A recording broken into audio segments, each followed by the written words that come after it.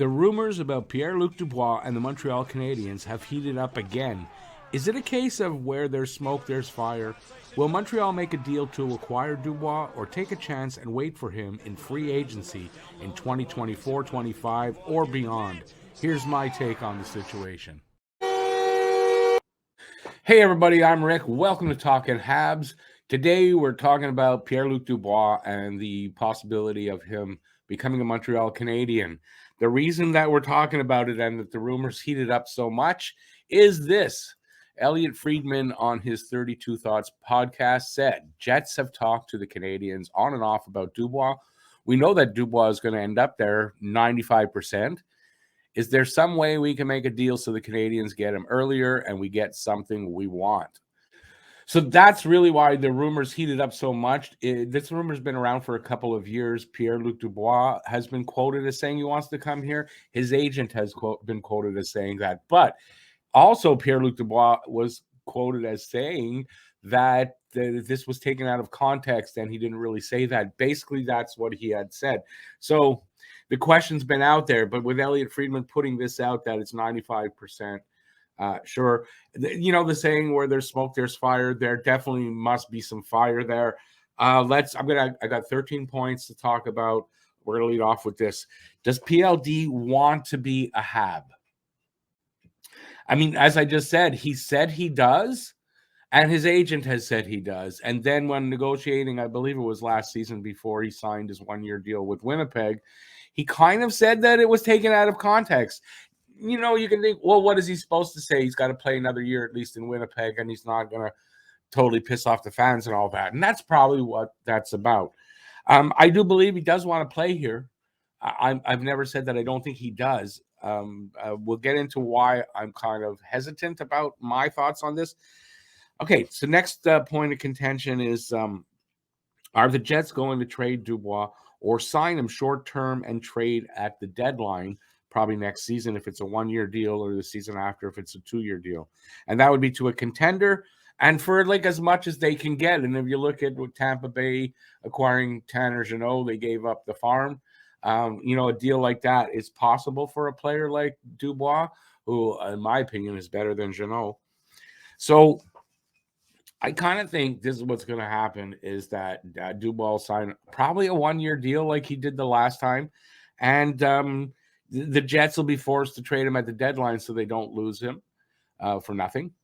And will it be to the Montreal Canadiens or somewhere else? Well, Montreal Canadiens won't be a contender, I don't think, at the trade deadline next season. So it would probably be somewhere else. And then if he really does want to be a Montreal Canadien, he goes into free agency and he signs with Montreal. So are the Jets going to trade Dubois? I mean, I think they have to at some point. Now, number 3, is Montreal interested in Dubois? Is Montreal interested in Dubois? I don't know that they can officially announce that they are because he has a contract and they can't. That would be tampering. So they can't really say that. But if it's true that they've been negotiating on and off for I don't know how long, but if that is true, then they're obviously interested in Dubois. Thing is, do they want to spend assets to acquire him? Because if they have a little bit of patience, it is a little risky. They can wait for him to be a free agent. I doubt Dubois signs a long-term deal with Winnipeg. I had said that I think he might, but I didn't realize that he had only signed 1 year last year to play. So he's definitely trying to maneuver it so that he can be a free agent after his last year of RFA. But does Montreal want to spend assets? Because it's not going to be cheap to acquire somebody that you can get in a year, maybe two, in free agency, and at a point where you don't really need them. Do they have the assets needed to make a deal? This clearly they do. They have a great prospect pool, and they have a ton of picks, and they definitely have the assets that are needed to make the deal. I believe that they do, and I don't think there's any doubt about that. Do they have the patience to wait for him in free agency? And this is a question I don't 100% know. I kind of think that they do because I don't think Kent Hughes is going to do anything to damage the future with prospects and picks or whatever. Just to pick up a guy like Pierre-Luc Dubois early in their rebuild when they don't really need him. I don't know that makes sense, and I don't think he'll do that. So I think they do have the patience to wait. And I personally think that's the way to go. Does it make sense for them to make a trade, or should they wait and risk him not going to free agency or signing somewhere else or even accepting an offer sheet? See, the offer sheet's a possibility as well, right? Especially, I mean, even this offseason, he's an RFA. He's got to negotiate with Winnipeg. It is possible that he could get an offer sheet that he likes and signs it, so you could lose him there. So if you're feeling that you got to have this player, you might not want to take the chance and risk losing him to another team, because, I mean, he could even be traded at the deadline. Just whatever team you want, it's contender. They go on to win the cup. He discovers he really likes it there, signs long-term there, right? So that risk is there for Montreal. And if they really feel they want him, you got to feel them, they might make a trade. I think they do have the patience, though. And it's a risk, yes, but if he wants to be in Montreal, Pierre Luc Dubois will be in Montreal as a free agent. That's what I believe. Next one. Is it a foregone conclusion that PLD becomes a Hab either by trade or free agency? Once again, we can go to Elliot Friedman's comment, and that, it's 95%. That's what he feels, that it's 95% sure that Pierre Luc Dubois, by trade or free agency, will end up in Montreal. I think if you watch me regularly, I'm not the biggest Pierre Luc Dubois fan, but it's not his skills or his talent. It's the fact that there's a question about the character and whether he will want to leave Montreal after a few years if he's not happy. So there's that question. And I don't know that it's a foregone conclusion. I do believe that there's that much smoke. There's probably fire. Montreal is interested. I don't know that it's a foregone conclusion that he'll end up in Montreal, but I have to say I'm kind of being swayed a little bit by everything that I'm reading to think that it's probably likely now that he will end up in Montreal, but not 100%. And again, at this point, it's just rumors. What could a trade look like in terms of assets? That's picks, prospects, roster players, and which combination works. And that's, for someone like me, it's not easy to say, but I'll say you got to think it's either Florida's first round pick, if they're trading for him this season, right? In this offseason, Florida's first round pick, which right now is probably a 17th, but I don't know. They're making a run to see, maybe they will beat Boston. I don't know. So you go for that, and if not that, at the very least, it's a second round pick, which Montreal has. It's not really a problem. The problem is which roster player. If you're getting Pierre Luc Dubois, do you need Christian Dvorak? You don't. Does Winnipeg want Christian Dvorak in exchange for Pierre Luc Dubois? I think it depends if they're really doing a rebuild.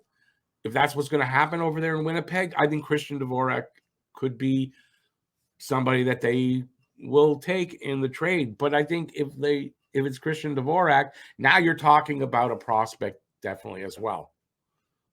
Especially a second and Christian Dvorak, you're looking at a prospect. Rumor I'm hearing or people talking about Joshua Roy, not for me, but somebody of that kind of caliber, right? So trade is going to be expensive, costly. So what combination works? I don't really know. That's going to be for Kent Hughes to work out. He's a bit of a shark, and I'm confident he'll make the best deal he can if that's what they're going to do. But I don't really know. But I do think that, personally, I think it's the first of Florida, maybe even a second of the next year, Christian Dvorak or someone like that, and one of the top prospects. We're going to get to it actually very soon about who I think are the untouchables, prospects and Habs here for this kind of trade. So I don't really know what the combination will be, but it's going to be costly for Montreal if they trade for Pierre-Luc Dubois right now. Will Pierre-Luc Dubois sign short-term with Winnipeg to go to free agency quicker? So I mentioned this earlier, right? He signed 1 year last year, $6 million contract, which is what you've got to qualify him at. He's an RFA for one more season. I kind of think it's going to be one or the other. I don't know if you can really try to, can really predict that, but 1 or 2 years, which would actually read very well into Montreal's plans with the rebuild in the next probably 2 years. They're going to be ready to make a run. I mean, they might be earlier. The way I don't know, the talent level here is pretty good, but you got to figure 2 years would probably be an ideal time for Pierre Luc Dubois to come in and be part of this team going forward and contending for a cup. So, I think he will do that, by the way. I don't think Pierre Luc Dubois is going to sign anywhere long term if what he says is true.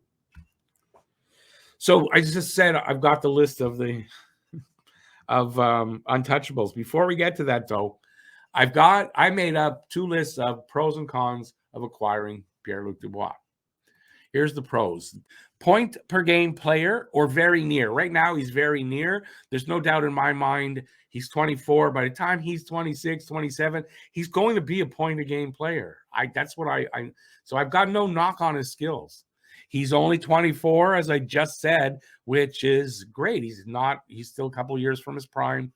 And, it's a good time. If you're rebuilding and you want a young team going forward and they develop all together, he's at the right age. Power forward, big and skilled. He is a power forward. He is big and skilled. Good physical game. He does play a physical game. He does get nasty. He'll fight. So he fits the bill for what Montreal's looking for. 25 plus goals per season. I don't think he's a 40 goal scorer, but I think you can get 25, 30 goals a year from Pierre Luc Dubois. He's a Quebec-born player. And, when you get a guy like Dubois who says he wants to stay here and play here and all that, being a Quebec-born player is an asset for Montreal. In terms of selling tickets and fan involvement and all that, I don't think that's a bad thing. But he earns it by being skilled, and that's fine with me. Says he wants to play here. So he does say he wants to play here. And that's what Montreal's looking for. They're looking for guys like Arbor Xhekaj, who plays for that crest. There's no doubt about it. Nick Suzuki, who's made the commitment even before he was captain to stay here in the offseason and just immerse himself in Montreal. That's the kind of commitment Montreal's looking for in their players. And I think Pierre-Luc Dubois, if it's wrong about him wanting to leave just a couple of years after he goes to a team, like there's situations that actually cause that, and it's not just because he's flaky, then that's the kind of player you do want to get, and he fits the bill for that. Cons of acquiring Pierre-Luc Dubois. He takes dumb penalties. He does. But a lot of these kind of players like that are physical, big, and offensive like that. He's playing with passion. Dumb penalties can happen. They're bad if the guy can't make it up offensively. And, I think Pierre-Luc Dubois can. I don't think his dumb penalties are the kind that just kill a team or kill a team's lead or not able to win because of it. Will cost big assets when you can wait for him in free agency in 1 or 2 seasons. I think that's kind of important. I really do. But if the Habs do feel that they don't want to face that risk, I can see them trading for him. His character is in question. This might not be fair to actually put there, but it is true. His character is in question about whether he, after a couple of seasons, wants to go somewhere else.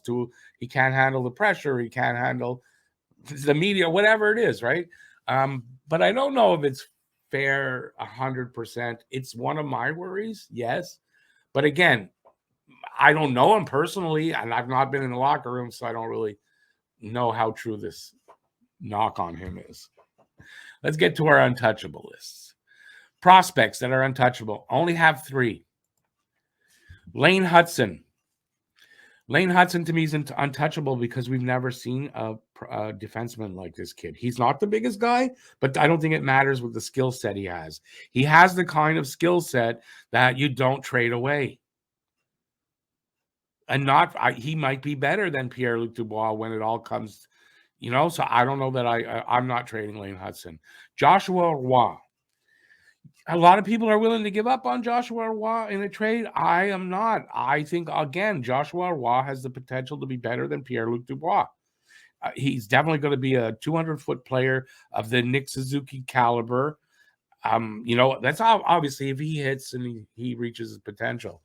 And I really want to see Joshua Roy and what he can do, because I think this guy could be, like I said, a better player than Pierre Luc Dubois overall. Logan Mailloux. Logan Mailloux has also, I mean, these guys have the potential to be great players. You don't see Logan Mailloux very often. He's a big, skilled offensive defenseman who will run your power play more than likely and just deliver points from the back end that's needed. He's that big stud guy that can play 30 minutes a game and can win games in the playoffs. That's the kind of guy you want. You don't want to get rid of a guy like that. Habs untouchables. I believe I have 7. So for me, these are the Habs guys. I don't want to see them trade. For me, they're untouchables. Obviously, Nick Suzuki, captain, potential through the roof, and he's not going anywhere. Cole Caulfield, scoring prowess. He's going to be a 50-goal scorer, in my opinion, one day. You don't want to get rid of that kind of goal scoring.